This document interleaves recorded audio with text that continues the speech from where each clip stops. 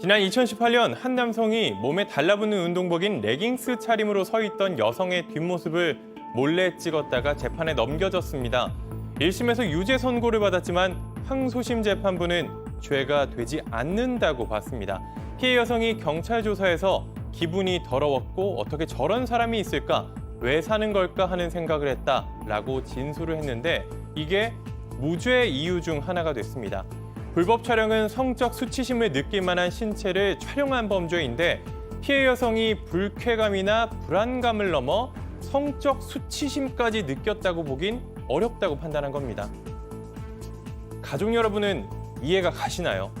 이 사건 이후 법조항에 있는 성적 수치심이라는 단어를 두고 문제 제기가 이어지고 있습니다. 국어사전에는 수치를 다른 사람들을 볼라치 없거나 스스로 떳떳하지 못한 것 이렇게 정의하고 있습니다. 이 때문에 피해자다움을 강조하는 수치라는 용어를 바꿔야 한다는 주장입니다. 수치심을 느껴야 하는 건 성범죄 피해자가 아닌 가해자일 텐데 말이죠.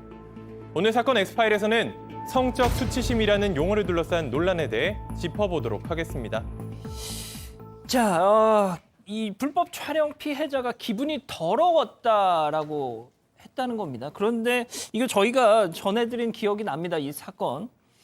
자, 이게 말이죠. 그런데 법원에서 무죄를 선고했어요. 불법 촬영을 한 건데 그래서 내가 기분이 불쾌한데 말이죠. 자, 기억이 희미하실 수도 있는 우리 가족 여러분들 위해서 이 기자가 다시 한번 좀 정리를 해주시죠. 네, 이 사건은 사실 아직 진행 중이긴 합니다. 항소심에서 무죄를 선고하고 그 이후에 대법원에서 유죄 취지로 파기환송한 다음에 아직 재판이 진행 중인 사건이기는 합니다. 그리고 아마 유죄로 결론 날 가능성도 크기는 하고요. 그런데 이 무죄 판단을 내린 그 지점에서 조금 비판이 일고 있는데 범행 당시 두 사람은 버스에 함께 타고 있었습니다. 근데 피해 여성이 버스에 내리기 위해서 뒷문, 출입문 쪽에 서 있었고 남성은 이 출입문 맞은편 좌석에서 피해 여성을 동영상으로 한 8초 정도 촬영했습니다. 근데 피해 여성이 상의는 헐렁한 운동복 차림이고 그리고 하의는 발목까지 내려오는 검정색 레깅스입니다. 근데 레깅스 다들 아시겠지만 몸에 완전 바짝 달라붙는 그런 옷차림이에요. 그래서 신체의 이런 특징이 드러나는 그런 옷차림인데 이 촬영을 한 게 특정 부위를 강조한 건 아니지만 이 상반신부터 발끝까지 전체적인 모습 그리고 옆모습을 촬영을 했습니다. 그런데 이게 몸에 달라붙는 복장이었기 때문에 그대로 하반신의 신체적인 특징이 그대로 드러나는 모습이었는데요. 이 피해 여성이 이상한 느낌이 들어서 뒤를 딱 돌아봐서 뭐 하는 거냐라고 했더니 이 남성이 실토를 했어요. 내가 바로 지우겠다, 죄송하다 이런 이야기를 했지만 결국 경찰이 출동했고 불법 촬영 혐의로 재판에 넘겨졌습니다. 아니 신 변호사님, 왜 찍어요 그걸? 그러니까 이 남성은 전반적으로 찍은 거지 특정 부위를 강조한 것도 아니고 너무 몸매가 아름다웠다라고 항변을 했고 그리고 바로 그 자리에서 미안하다라고 사과도 했고 뭐 지우겠다라고 했는데 이 여성분이 그 경찰 조사할 때 뭐 이런 얘기를 합니다. 물어봅니다. 뭐 성적 수치심을 느꼈나요? 라고 물어볼 때 그때 이제 저희 변호사들은 이 법률가들은 다 알죠.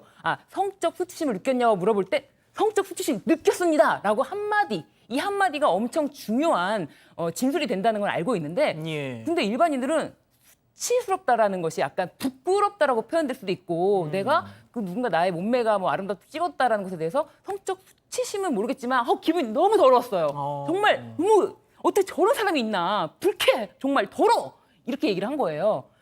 정말 변호사가 옆에 있으면 조언을 드리거든요. 수치심은 느꼈다고 하십시오. 라고 하는데 그래도 1심에서는 이분이 이렇게 표현한 거는 그 표현을 내포하는 것이다 라고 해서 성적 수치심을 인정해서 유죄 판단을 한 거죠. 아하.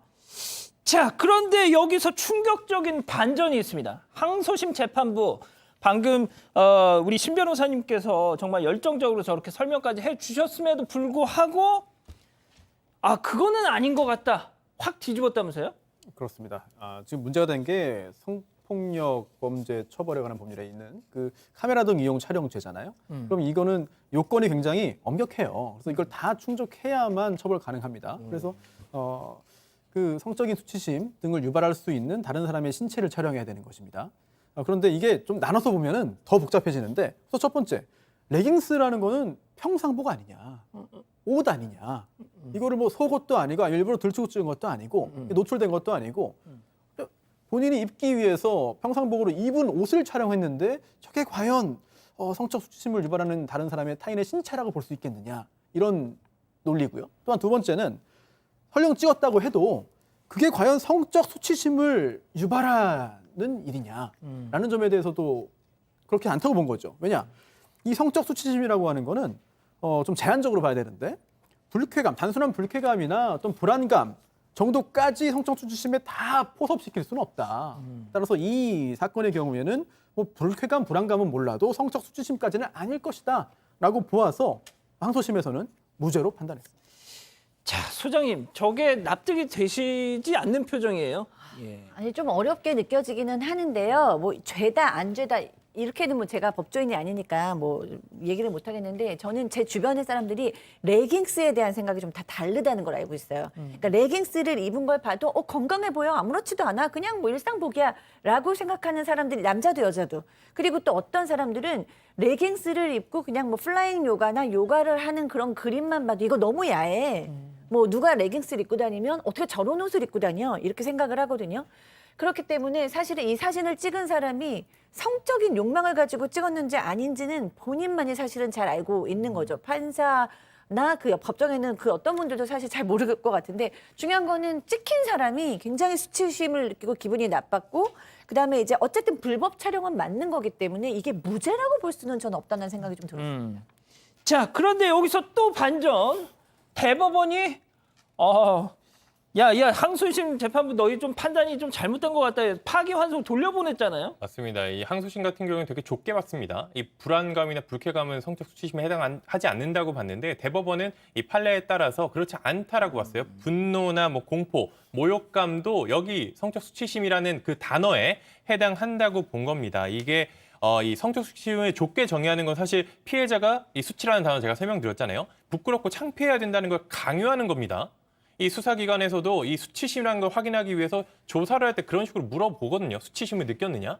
이 수치심 감정이라는 거는 사실 사람마다 받아들이는 게 다르기 때문에 이걸 좀 폭넓게 봐야 한다는 게 결국 이 대법원의 판단입니다. 대법원 역시 뭐 노출 정도나 촬영자의 의도, 촬영된 이미지, 특정 부위 부각 여부 등을 종합적으로 고려해야 된다. 이렇게 판례를 남기고 있고요. 현재 그래서 파기환송돼서 현재 재판이 진행 중입니다. 다만 이 성적 수치심이라는 게 해석의 여지가 너무 넓기 때문에 사람마다 다 다르게 느끼고 어떻게 판단하냐에 따라 결과가 달라질 수 있다는 게 문제점으로 지적되고 있는 겁니다.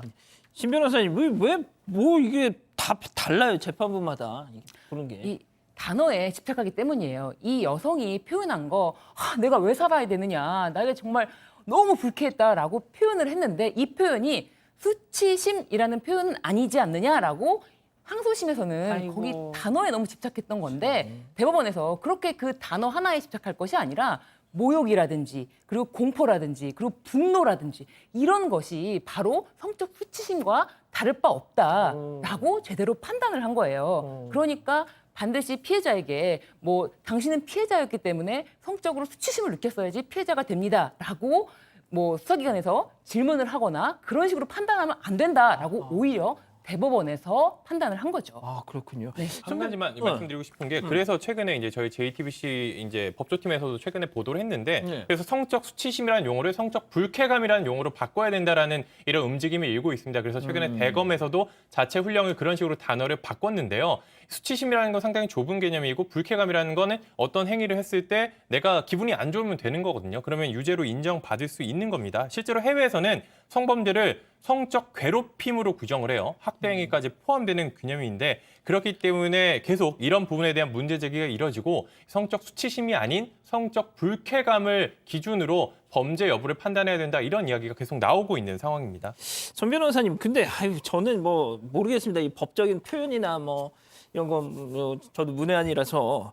그런데 일단 그 불법 촬영의 이 피해자가 뭐 기분이 나쁘고 왜 불쾌하고 이런 그냥 하면 되는 거 아니에요, 이거? 이 사건 그리고 이런 유형의 범행만 놓고 보면 그렇게 적극적으로 해석하는 게 사회 정의에도 부합하고 그리고 우리들이 갖는 법 감정에도 당연히 부합할 거예요. 그런데 전체적으로 볼 때 형벌 규정은 엄격하게 해석을 하고 또한 객관적으로 해석을 할 수 있어야 하고 처벌 범위를 가능한 한 좀 넓히면 안 되거든요.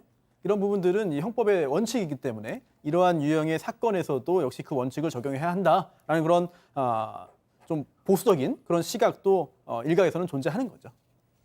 알겠습니다. 자, 오늘 엑스파일은 이 정도로 정리하고요.